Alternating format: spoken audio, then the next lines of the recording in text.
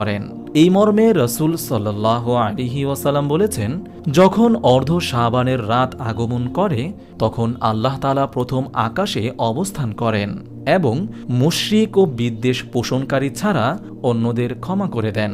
তাই সংকটময় পরিস্থিতিতে এই রাতে আমাদের আল্লাহর দিকে মনোযোগী হওয়া, আল্লাহর কাছে বেশি বেশি ক্ষমা প্রার্থনা করা উচিত। শবে বরাতের পরদিন রোজা রাখা। এ প্রসঙ্গে আলী রাদিয়াল্লাহু তাআলা আনহু থেকে একটি হাদিস বর্ণিত হয়েছে। রাসূল সাল্লাল্লাহু আলাইহি ওয়াসাল্লাম বলেছেন, 15ই শাবানের রাত তথা 14 তারিখ দিবাগত রাত যখন আসে তখন তোমরা এ রাতটি ইবাদত বন্দিগিতে কাটাও এবং দিনের বেলা রোজা রাখো। ইবনে মাজাহ হাদিস নম্বর 1388।